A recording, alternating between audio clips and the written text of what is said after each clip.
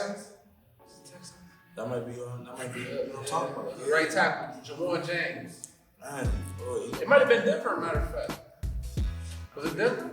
It was Jawan James. Yep. No, they had Tom Brady was on the meeting today. He was on there tripping. Like, it's easy for you to say, Tom. It's easy for you to say. I'm trying to get that joke. What was he saying? He was just basically saying like how he's like pitchers in the MLB not throwing 95-hour curveballs in December. Wow. He said like the hockey dudes, they not doing this stuff a whole 8-9 months before the season. So like he said, and the reason for us to be doing it for us, look. Damn, that's crazy. Yeah, it's easy for you. It's easy for you to say. So is that a big wide call? All your words on it? Yeah, it's like the NFLPA, the Players Association thing. So like they had Tyler Lockett on there talking today too. And boys just It's crazy. getting input. So. Is he, I'm asking, I ain't interrupting you, what I'm saying, is he, like on like the board? Who, Tyler Lockett? Yeah. I think he is for real because he was one of the main dudes in there. It's crazy. So It's like Rondo, you know what I mean? NBA, Rondo, Chris Paul, and a couple other boys that you said. yeah. They out the league now, but that's crazy to me. Because there's some boys that step up, you know what I mean? They take over. It's like Tom Brady. Let's talk about the well-being of the players pretty much. Exactly. That's all they're doing is looking at the players and issues. Because ain't nobody else gonna do it. So they talk a lot about how the NBA does a lot better job than the NFL. Oh yeah. People hate It's easy. I mean, they only got like 10, 15 dudes for to need to be bought in. You talking about a league team, you talking about all 50, 60 something guys trying to be in. You talking about like undrafted free agents and stuff. Like, I got to be the spot. You ain't trying to tell me. You said, I want to listen to that camera. Right. Would you listen? Do you say that? You gotta understand they trying to finish the torch. No, I Just already being know. on the meeting. Yeah, that's basically what they saying. They like, look, man, look. He said, because some of the older dudes, they like, look. I even tell my young guys, like, look, you need something, like money wise, like I got you, but like as far as like the overall picture, like they want people to be like united on that because that's what they brought up the NBA and how united the NBA was and how they got all their stuff is guaranteed now. You know what I'm saying? So it's like. Hello, and thank you for tuning into the Status Podcast, where Dana, Ty, and Zay encourage student athletes to take action to universally succeed. The Status Podcast is designed to achieve encompassment of the student athlete and their journeys while navigating multiple avenues. Our goal is to discuss, analyze, and create powerful ways that our student athletes can benefit from using their platform to grow holistically. The Status Podcast will feature topics that can open the eyes of student athletes to endless possibilities in sports and beyond. We, as former student athletes, are passionate about the student athlete experience and using our personal testimonies to repurpose the journey of the life, sports, and education. We plan to capitalize on opportunities to speak on topics regarding the wellness of student athletes, both physically and mentally. We will use our voices to empower and supply the world's athletes with tools to be successful during and after their student athlete experience. Be sure to follow our Instagram at status412_. To the intro, man, it's our first, live podcast that we're doing. We've been doing everything online, and first live podcast, we got our first guest on. Just got picked up undrafted free agent to the Steelers, about to go ahead and make that 53-man roster. Went to Clairton High School, maintained over a 3.2 GPA. Wow. All that while. We right here up to all that while It ain't easy. it ain't easy at all, man. All that while being one of the top DBs in the country, being, all state, all American. Gatorade Player of the Year, being able to do that on top of staying on top of the grades with a 3.2 GPA, it's tough, man. How are you able to maintain the grades and then maintain the play on the field and then maintain all of that while you're being dragged in every direction in terms of recruitment and things like that? I feel like the biggest thing for real was my base. I had a solid foundation behind me. A lot of boys don't got that. Of course, just like everybody else, but like having that support and having people in your ear consistently, like not letting you slip, not letting you fall, that played a huge factor. And just me being, cause I got all A's up until I think like 6th, 7th grade. I got my first B, and I was sick about it. My mom always in my ear about it. So just having that base and staying consistent with it and knowing that on the back end, this is what they're gonna look at. Like some guys come into their freshman year like, oh, I did my grades right senior year, I did my grades right junior year. Like, nah, let's start freshman year. As soon as you get up, as soon as you get to the high, as soon as you get there, they looking at them transcripts and everything. So me knowing that as well helped out too. So who was that foundation? You talk about the base. Who was that support system that you had? Yeah, my mom was a huge one as far as like academics. And Rinky, Rinky as far as y'all know Coach Wade. He was a huge part too, coaching me. And it's like having a coach that's your cousin, but like your coach at the same time. Like of course he ain't gonna separate you in a light whereas this is my little cousin. He gonna separate you in a light that you gotta work. you ain't about to slip off. You ain't about to do nothing. Him doing that, him being on me about that on the sports side, that was huge as well too. That helped me develop the who I am right now. It's crazy though. That support system is huge. That's all. Now, when you was at Penn State, what did you major? Commercial community recreation management. Okay, what made you go towards that field? So for real, it's under the college, it's under like an RPTM thing, so it all just sounded sweet. At first it sounded easy, so I'm like, man, I'm trying to go in here because my advisor set me up that first semester. That's the first semester was rough.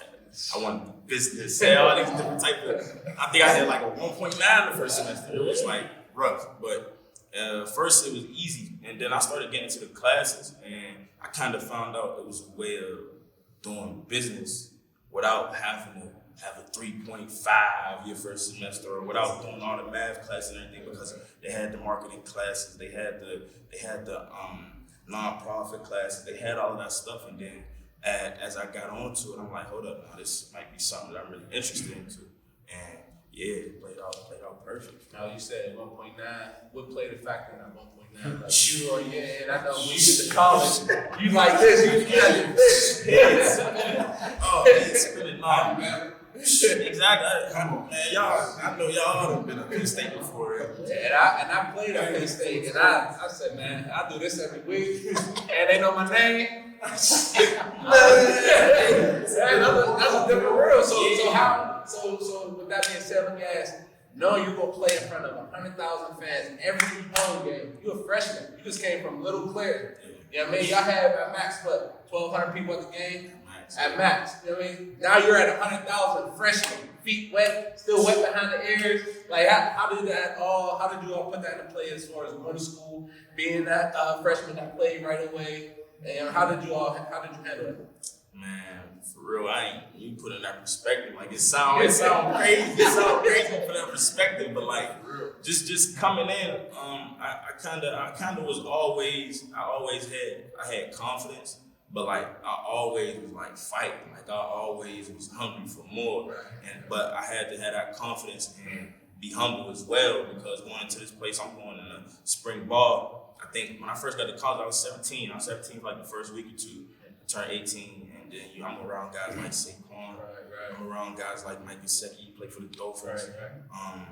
Deshaun Hamilton, receiver for the Broncos. So it's like, all right, you know what I mean? I gotta.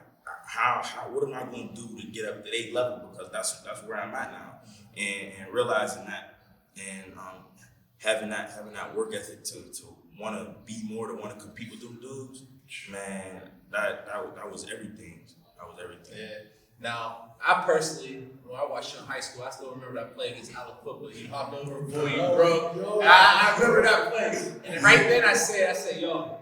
He should be a running back. Like, he should be a running back. I feel like he should. What made you choose to be a defensive back rather than a running back? Because I feel like you're a dog, period, but running backs are different. Man, I still think about that to this day, bro. I still think about that to this day. Like, man, I should run the ball. But basically what it was. You gonna tell the coaches that? Man, they already seen that kick return. But it was basically like that camp circuit. So like when you going into the recruiting thing, into the recruiting world, it's like, all right, I could do both. Like I did both at camps, but like whenever you got these scouts looking at you and everything, you gotta like hone in on something. And when I was going to the camp, I think my very first camp, I think I was going in the 9th grade or something like that. And like I went on the defense side of the ball, and like I was honestly, I felt like I was one of the best dudes out there behind dudes that was already committed to Michigan As a freshman. So like when I realized like that, and I realized like the landscape of me out there actually like covering these dudes, locking them up and stuff, I'm like, I might be able to do this. And the longevity as well as like that defensive side, because you know running back every time you get hit, that's a second closer to your career being over. You know what I'm saying? So just that aspect of it, and like I said, that camp circuit, I just kept going through the camps throughout 9th, 10th, 11th. And I'm trying to tell you the best.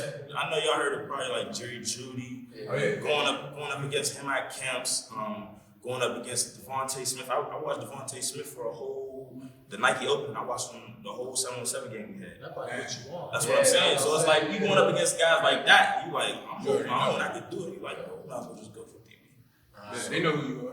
Right. Right. But that's the crazy thing about competition. It's so crazy that people know who you are. Exactly. From here to here to here. Because it's always, that's like the same exact thing, bro, about design. And like, about just the world, bro. It's just like every industry, you know what I mean? Because it is, long and behold, an industry. It's a lane, you know what I mean? It's a business. Now you talk about those guys and getting put on. What brought you to Penn State? Because you went anywhere in the country. What brought you to Penn State?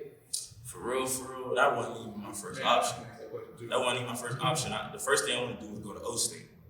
So I was trying to commit to O State. I was trying to silent commit to O State, and I had a problem with early enrolling. So they basically was like, yo, if you want to come to O State, you got to commit now. I think I remember that. And I'm like, I ain't really ready. I still want to flirt a little bit. I still want to go around. And that went out the window. After that, it was Tennessee. I was trying to go to Tennessee. Same thing. I tried to play the same game with them. But their coaching staff were literally falling apart. So like they knew. They knew they wasn't about to, I was ready to go down there. But after that fell apart, it kind of like Penn State like stayed the whole time. And then I think the biggest thing, honestly, was state championship game my senior year after we lost. I remember seeing the Penn State coaches. And they was the only coaches there for me. I'm thinking like, big time recruit should be some more guys out here, you know what I'm saying? But seeing them, I literally made the decision that we got a state championship game. And I think, seeing them at that state championship game was what we got. You happy with that decision? At the end of the day, because, whatever happens for a reason. And you ain't, wherever you go, however you shake out, you can't escape it. So I definitely made the best of the opportunity, made some lifelong relationships that I wouldn't dare try to take back. So most definitely. So you went in, you played freshman year, and sophomore year, you got a son now. Mm-hmm. How did that change the world in terms of, you got to be a ball player, you got to do the work in the classroom, and now you got somebody to provide for. How did that change your mindset and the way that you what about things? Man, so shoot, my mindset had changed before, like in the middle of freshman year, because it take 9 months. So I found out about it that August.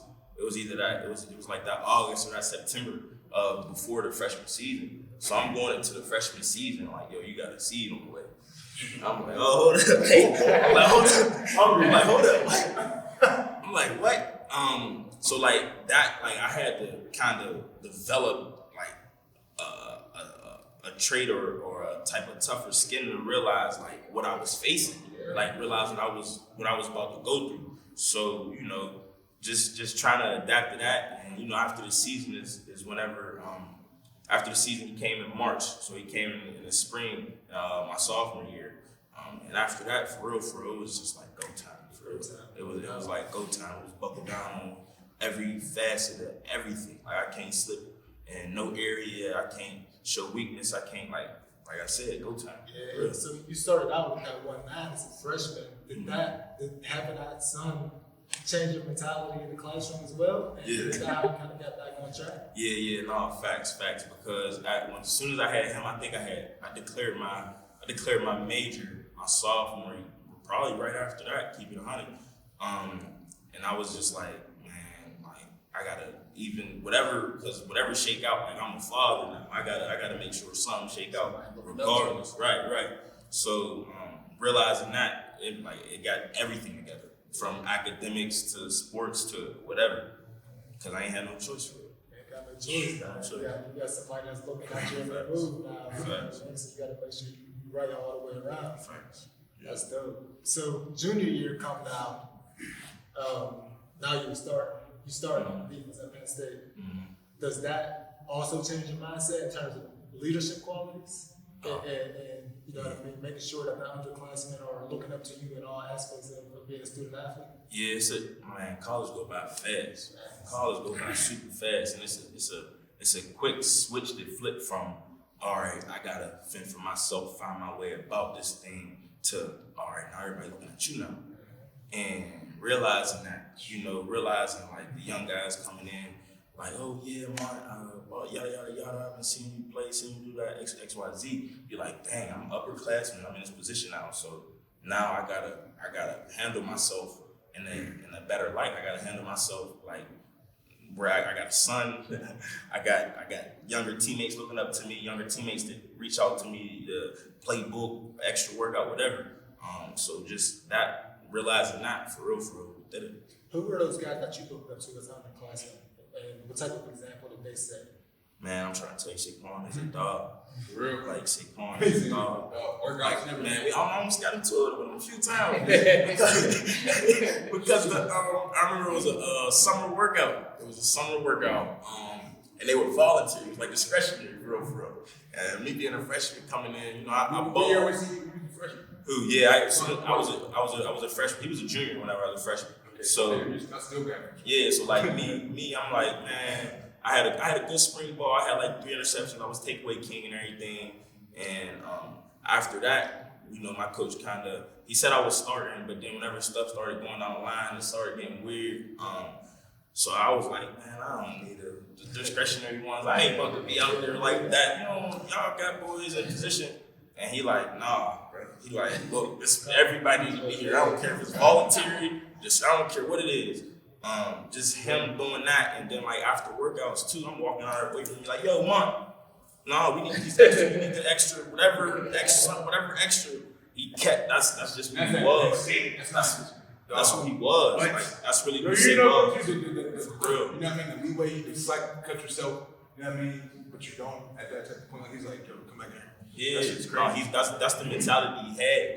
His work ethic honestly kind of boosted mine a little bit. Seeing like, all right, I know the position he had, I know what he's doing, so maybe that's what I got to do. Were those same leaders on the field getting it done in the classroom as well? Oh yeah. Saquon was on his books and stuff. I don't think he graduated now because he was out. He was out early. But there was a few guys. Like another guy was academic guy I could probably look at more was like Nick Scott. Nick Scott was a real smart guy. He played for the Rams now, 7th round draft pick. He was a real smart guy. He played safety. Yeah, he was who I was behind whenever I had made that switch to safety. But yeah. So what brought upon that switch to safety? For real, it was I was getting into I was bumping heads with the corner coach for real, man. That's what it mainly was. Because it wasn't like I couldn't play there or nothing. It wasn't no issues on that. And we kind of had, we had like three returning corners. Yeah. They had, brought in a corner in my class. It was like 6'2", ran 4.3. He fell in love with that. And we didn't really have nobody at safety, so it was kind of like a depth thing that they wanted me to go back behind there. And for real, I was cool. I was finna get that spot my sophomore year, but second week of camp, pulled my hamstring just the whole week. You can't do that. And when you're a young fighter, so you slowly start going down, right? Mm-hmm. And because whenever we started we started camp, we write a list of best to last. Like, I already knew I was better than a few guys in the room. I wrote my name dead last. My coach was like, "This is what you really think of yourself." I'm like, "Nah," but I'm putting it there right now because I know what I got to do. I know I got to work. I know who I got to pass up. And first week went by, I'm passing dudes up. That second week came, hamstring. Yeah. Listen, when did you like feel like you hit your stride? Like when you're looking back freshman through senior year, you know what I mean? When did you feel like you got like your routine down pat? This is just a question as a student athlete. Yeah. You know what I mean? I'm wondering just like you said, not only having to sign, not only having to think for somebody other than yourself early, as soon as you get into school. But when did you realize that, damn, okay, this is my priority? You know what I mean? These are my priorities, all of them. It was after that sophomore year. After that sophomore year, I didn't really play as much as that sophomore year. I played with my freshman year, and I did my sophomore year because of that switch. So it was after that sophomore year, and I was going into my junior year, and I had hopped in the transfer portal. And it was kind of like a reflection period for it was kind of like, all right, so how we gonna do this? Yeah, it was like I got to see. I ain't play as much as I wanted to, and I could have easily when my teammate, the dude that was behind me in the quarterback room, he transferred with Texas Tech, went down there, All-American, got drafted 4th round, right? So kind of how I was like, what we gonna do about this? And I took the approach as like, I'm not gonna run. I came in this, it's a tough situation.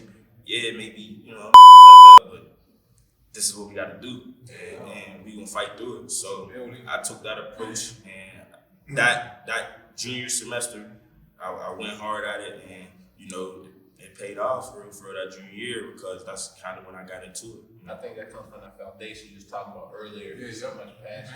It builds that. You don't want to. Facts. All right, so give us a little insight with being a freshman at Penn State, college freshman, student athlete. Give us a little insight of what your kind of day consists of. I know when I went to school, you had study table hours, we had whatever, mandatory. You had to do it, on top of the, you got to be here at this time there. How was it for you? Give us just a day example of yours and how you adjusted to it. So we would have a morning lift or a morning workout, probably about bright and early 7. That would be a few hours. Then after that, we would have either meetings on one day or the other day it would be class. If you got a class, you probably have class till 5, 6, from anywhere, start from 11, 12, wherever. Depending on how many classes you got that day. And then for us, man, we had study hall every night from 8 to 10. And we had to be up at 4. Yeah, we had to be up at 4. Ain't no sleeping in the study hall. Some guys, relationships guys. Yeah, but man, we knocked out that job. But man. Depending what coaches did. Yeah, depending on whoever got a good day, have a bad day. Right. But no, I'm talking all day is workout for 2 hours, film for 2-3 hours, class for 4-5 hours, study hall for another 2, and then you up bright and early the next morning. All over again. You guys out there. Hey, you got to do it. And when you look back at it, you're like, man, high school, we had it easy. Yeah, high school sweet. Oh, sweet. Like talking to high school kids now, they're like, man, this stuff. Nah. Man, you got it easy. That's what I be trying to tell them. Facts. Yeah, it's gonna be a different beast whenever you get up to that college. Because what a lot of people don't realize is there's 20 Lamont Wades coming in this class. Mm-hmm. So you're not the only Lamont Wade coming in. Right. And a lot of people don't realize that. Right. So now's generation got to adapt to that. I think they forget, there's other prospects out there, there's other players that ball, that's dogs too. You talk about this generation, you being national ranked. I try to tell a lot of the kids that's in high school now, you're not just competing against dudes that's on your schedule. Yeah, right. You're trying to be recruited. You're competing with somebody in Texas. Mm-hmm. You know what I mean? You compete with dudes like Devontae Smith. You compete with dudes like Lamont Wade. Was that your same mindset, or did you look at the schedule and say, I need to beat this team, or did you look at it and say, I need to beat this person across the country? The first thing that really turned me up was I was in 8th grade and I seen Dylan Moses getting offers. Linebacker. Yeah, from he went to Bama. He was down. He had an LSU offer from me in 8th grade. I'm like, hold up. I feel like I'm the shit around here. You know what I'm saying? He got I got him. And then seeing that, I hit the ground running after that. And right, shoot, for real, when I seen that, probably less than a year when I got my first one. My 9th grade year, I tore my meniscus. I only played like 6 games. I only played half the season. You know what I'm saying? And that spring, Pitt came, Temple came, and West V came. So yeah. So what was your first offer? My first offer. Who was that first offer? It was West Virginia? dang, what was it? That was wild. It might have been Temple. Somebody. It might have been Temple. But like they all came in at the same time. It was like boom, boom, boom. It was West Virginia, matter of fact. It was West Virginia. It was West Virginia, and then Temple, and then Pitt came. But it was all like back to back. And I ain't expect none of that. Right. I only played 6 games, you know, but I had a solid year. Now, did they recruit you at running back or defensive back? They just wanted you straight out. Facts, man. It wasn't even like early, like back. It was like it wasn't that construct. Exactly, it was like an athlete thing. It wasn't even that construct of whatever it is. Like we offer you, we want you here because like I think the camp I had started getting the camp circuit. I started doing the 707, and that's what it really was. I was doing the 707. Yeah, I was doing the 707. I was doing the 707. We had 707 Youngstown traveling. Who got you put you on that? Because that's something that a lot of kids are missing right now. Yeah, no, facts. It's becoming real popular. Yeah, I think honestly, for real, it was I kind of like was searching for like what is it, like what is these dudes doing, and I seen it was 707 and stuff like that, and I had my first 707 tournament. It was a tournament Will Fuller was out up in Philly. I was going into, I don't even think I was going into high school. I was in 8th grade. Yeah, no, you got to. That's how you. That's how you got to. Look around. Who's it? Yeah, right. What's comp? Let's go. Facts. You got me hype right now. He said he was Facts. He says where to see where to go. Yeah. Everybody don't do that. Looking for some that's what it smoke. That's what it take. Looking for smoke. That's what it take. Sure. So did you have that same mentality at the college level, or did you more so look at the schedule and how into the schedule? Yeah, so on a college level, man, it was like stuff started getting real, for real. Like life started to hit for real, and then like I had to, I mean, you know, it was slight stuff, but pretty much for the most part of it, high school, middle school, all that coming up was, you know, it was sweet, wasn't too much stuff. But I think I went into my first semester. Sun came. Right after that, I think I lost my gram. After that, I lost my mans that year too. So it was like my head was like twisting everywhere, and I kind of had to find a way, like this adversity. I had to find a way, like, all right, now stuff is getting twisted upside down. Stuff ain't happening how you want it. Now, like, how do you adapt to that? How do you react to that? And I kind of had to find a way to realize, like, all right, even though this is going on, I still gotta be me, you know. And kind of when I figured that out, that's when I kind of got it back into me more. But then that's when that position change happened. Right. So it was like I ain't never played safety. It was something else that happened, you know. I ain't never played safety before, and I'm like still trying to figure this stuff out. Right. So that stuff that took place for real. After that sophomore year, like how I was telling y'all, whenever I started getting back into the mode of like, all right, KJ, every rep, you know what I'm saying? Every rep, you know what I'm saying? Whoever it is, like I ain't ducking nothing. Whatever going on, I don't care. We out here, it's my safe haven, so let's get it. So safe haven, bro. Man, listen, man, please keep that mentality. Mm-hmm. Don't lose that, bro. Fact. You understand what I'm saying? Please, man, for yourself, not even for nobody else. You know what I mean? Because life is crazy. You know it. Yeah. You see the pandemic past year. Yeah. There's so many twists and turns, man. You survive, you feel me? That's why I was asking you about that Gatorade Player of the Year. Sorry to interrupt, but the same thing with the phone call about getting, you know what I mean, son pick it up as a, you know what I mean, you be FA, but still at the same time, that hunger, that safe haven more than anything, you know what I mean? If you cherish that, bro, you ready to fight that shit. Going into your senior year, you started your junior year, now you're a senior, you've been voted team captain.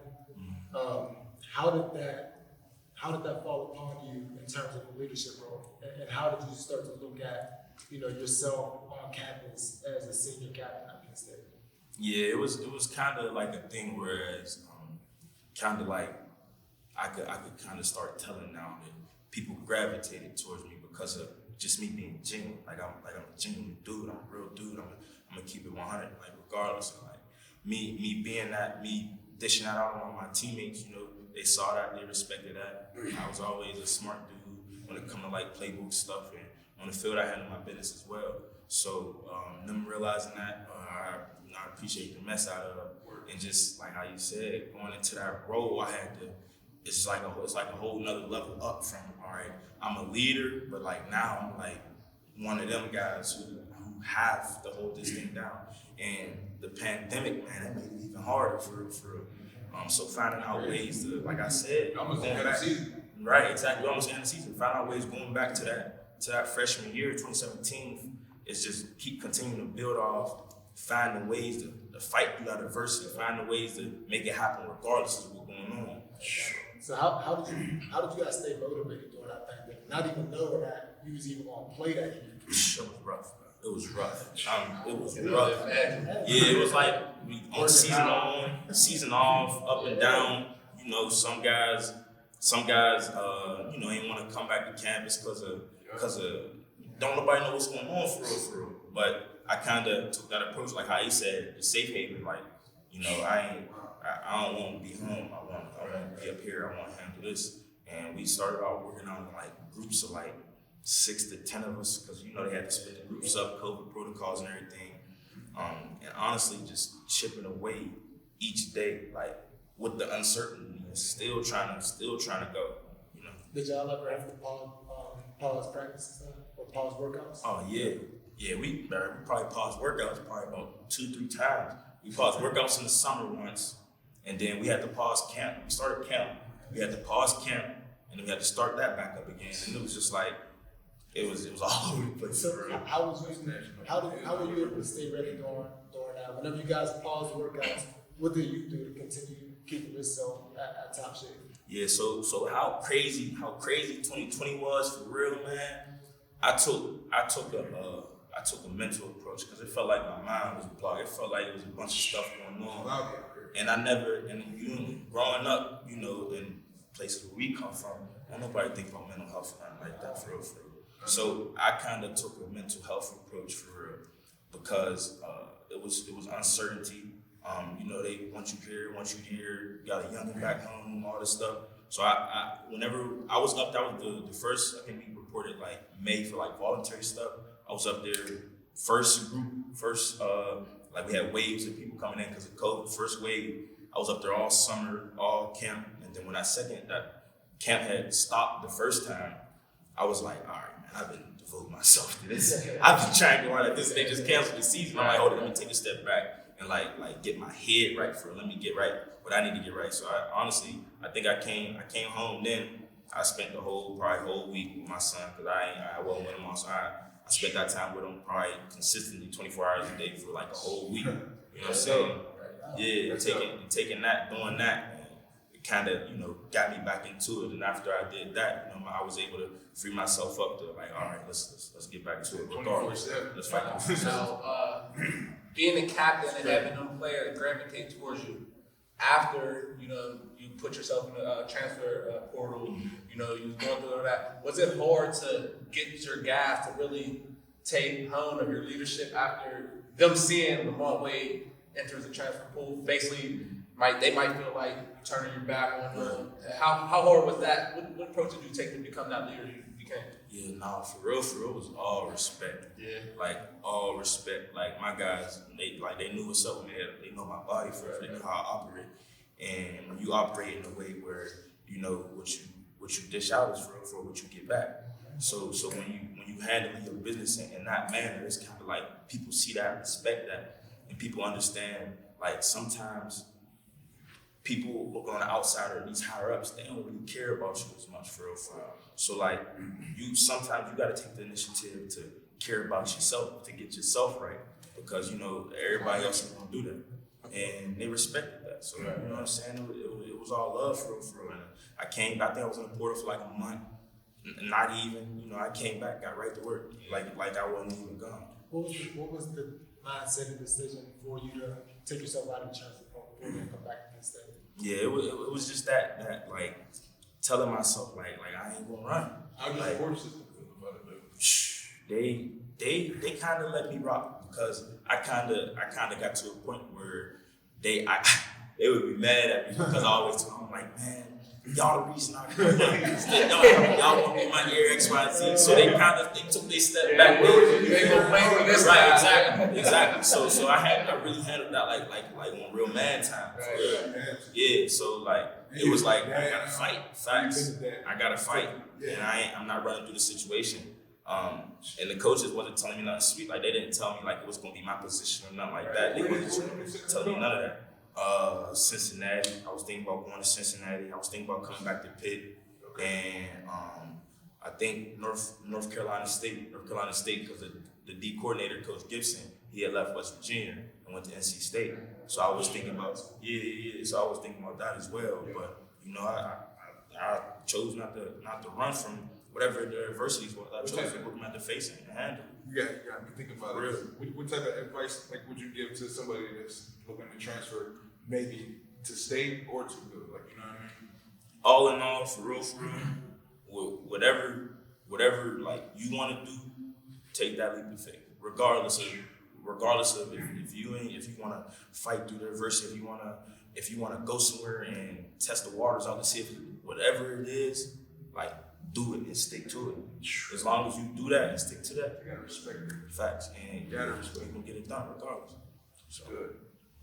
But you I would say I just was want to ask you about just like your personal brand, starting from high school, like because it does. You know what I mean, listening to you talk about everything, bro. The brand starts from 8th grade, 9th grade. When you decide, this is where I'm trying to get to. You know what I'm saying? So, and I ain't gonna get into like talk about the safe haven and everything because that's a whole level you gotta reach. You know what I mean? Facts. Anything. Facts. You can tell somebody all day like you can become one with this. You can have peace. Never mind, they ain't gonna understand peace and not. So anyway, I want to ask you like you know what I mean, personal brand wise, like and I don't want you to think ahead of football, bro. But I want you to consider like I want to ask you just like how you feel about what type of direction you're heading. yeah, You know what I mean? We spoke about this before, Right. You know what I mean? But just where you see yourself, bro, like, you know what I mean, in the next few years, shoot, man, for real. work-wise. I mean, I know it's an unpredictable business, you know what I mean, industry, everything. Yeah. And this question is something that you can take. You don't got to answer it too far. Yeah. Honestly, man, I put myself, or how I see myself, as a visionary, and as a mogul, honestly, for real. Because I feel like I have a thirst for knowledge, in any area, whatever it is, I have a thirst for knowledge. It's great. And if I want to know something about it, I'm gonna take the time out to learn. Whether it's I started doing like forex trading, started doing stuff like that, or whether it's real estate. You gotta study it. Right. So, I learned how to get into real estate without getting my real estate license. Like whatever it is, just my thirst for knowledge. I feel like that visionary and that mogul, putting, okay, I know this, I got game, but like I'm not going to soak all this game up, and I'm not one of those dudes to be stingy, to be like, all right, I know this, I want to be above y'all. I'm a stun on y'all. Like, nah, the knowledge I'm soaking up, like I'm gonna push back out. Like I'm gonna make sure if you really serious about this, if you want to get this together, come up with a business plan. right. You know what I'm saying?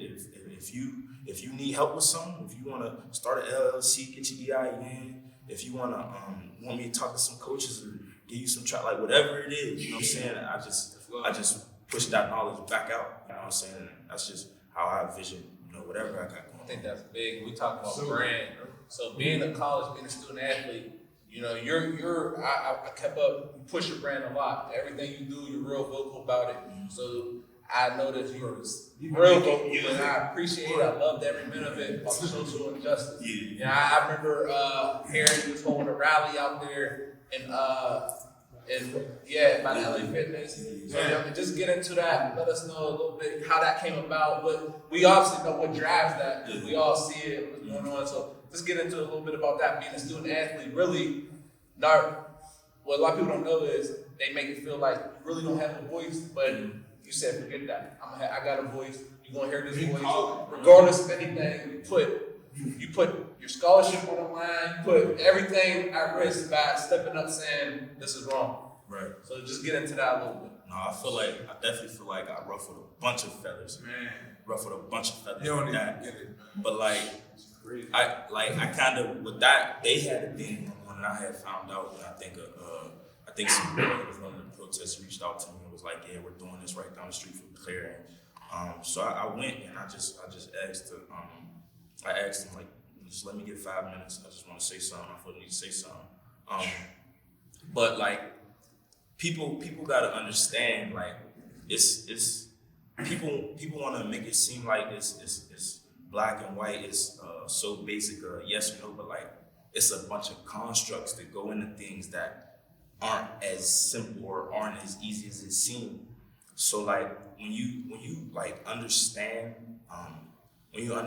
like kind of your purpose more, when you get in tune with yourself for real, it's kind of like, hey, I know what I gotta do, regardless of what you say, regardless of how they feel. Like, if this is how I feel, if this is what's right, if this is what's pushing me, what's motivating me, then I'm gonna make sure this is done. I'm gonna make sure this is spoken on. If it's not right, that's another thing why people had problems with us. For me and one of my guys of Penn State, Shaka Tony, that's my brother. Shout out to him. But like, we gonna voice our opinions if something not right. If like we not just gonna sit back and let stuff not be right. You know what I'm saying? And not a lot of people are like that. Bring your name up a couple times. Yeah. They stay all the way. Was there tension up here up at Happy Valley? I already know. He said, "Mark, could you quit twittering?" Man, what? For real. Could you quit Like, twittering? For real, that's what they said. Bro, like, for real, like, I ruffle a lot of feathers. Like, and honestly, that might got something to do with how, like, this draft situation and stuff. I thought about that. For real, because I'm one of those guys that it's rare, because a lot of people would think about self. And a lot of people would think about, you know, protecting your image or protecting, like, but like I said, like, it's something right, it's right. If something wrong, it's wrong. Man, is that something that you feel like is always in you, or is that something that you feel like you developed over time, having that mindset? Yeah, it was definitely always in me, but it took a lot of things for it to come out. It took some stuff to come out because shoot, when I got to school, I got a passion for music. So when I was thinking like, all right, maybe I don't want to do that because they gonna view me in this light. But like when you realize like I digging into it, research, this thirst for knowledge, you realize like honestly, there's really two Americas. And like people only gonna have insight on what they know and what they're exposed to. So if you're not exposed to this other side of America, That's in your music name. You know what I mean? That's a big your name and your rap name Lamont Wade. Yeah. You know what I'm saying? So Facts. they're not gonna see that pop up. Yeah. Facts. I heard a few songs and stuff. I like it. Now, knowing that's out there on the platform that's out there on, and we talk about and the area we come up in, and things that we've seen and whatnot. So your rap lyrics, how did your coach receive that when they might have heard that, or advisors, or Penn State? How did they? Yeah, so that's the thing I was taking. Like I did, like the first video, I shot a video. It was called Up. I shot a video Up. I think I got like 42K right now. I swear I'm getting fed up, but my mama told me, son, just keep your head up. When you at the bottom, only way that you can go is up. But it was like clean. It was a clean version, right? But like I felt like it wasn't me.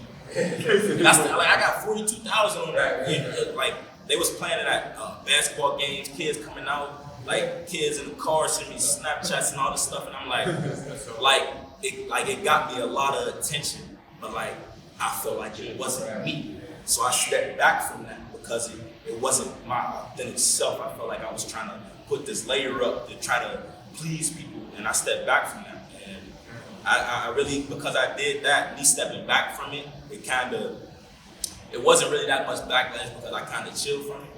But then whenever I started getting into, like how I said, realizing myself and knowing who I am, and people know, I'm outspoken and I'm gonna speak on stuff, and realizing that, it was like people just had to accept it, right?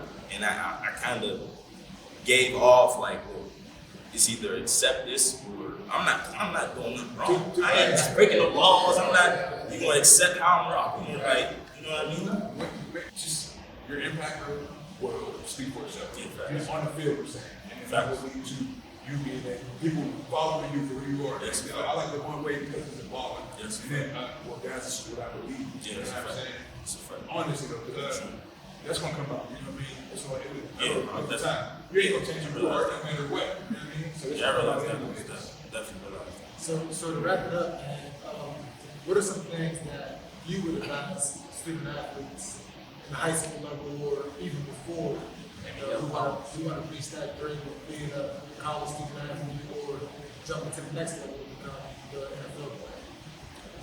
The biggest thing I'd probably say the biggest few things I'd probably say is like whatever it is, whatever that dream is, whatever that goal is, whatever, it don't matter what area it is. Like if in your head you envision it that way, don't let nobody throw it off. Don't let outside factors influence whatever you got, whatever God got. Don't let nobody throw that off, because nobody living your life. Nobody gonna be in your shoes, and nobody's gonna do the work to get you where you need to be. So realizing that, like all your motivation, like you can look out, you can do all these other things, but 95% of your motivation gotta come from within. And if it don't come from within, then you'll see areas where you start to lack it, or you see areas where, all right, maybe I don't want to do this, maybe I should switch. Like, nah, like you gotta be a firm believer, and like whatever you put out is what you get back, and like always being positive, for real. And I know it's hard to do that because all the ups and downs and everything, but like taking stuff for granted, and anything negative that happens, like realizing that that's literally just the small opening of the next great thing for you. Realizing that any failure, it isn't really a failure. It's about how you look at it. It's about perspective. You know what I'm saying? You could look at something as putting you down, or you could look at something as making you stronger and building you up. And I kind of like what they say, for real, what don't kill you, make you stronger. And that's a fact, because as long as you walking, you know what I'm saying, it's a lesson. It's a lesson. So, definitely. Hey man, appreciate you so much. Appreciate you guys. As always, congratulations again. Shout out to Luke Clary. You know what I'm saying? From the seat to the port. Definitely appreciate It's you. really important. It's really important. Don't do that to me. Don't do that to me. But yeah, appreciate it. My God, appreciate it. So that's a wrap, man. We appreciate y'all tuning in. Shout out all everybody that viewed. Shout out everybody. Shout out my boy Fatty on the podcast. We Not So Secure. Shout out Leo Green with Rituals. Anybody else want to shout out? Shout out to Sing, man. Shout out the whole scene, man. Shout out the whole scene. Sure. All right, man. Tune in next time. Peace. Appreciate it.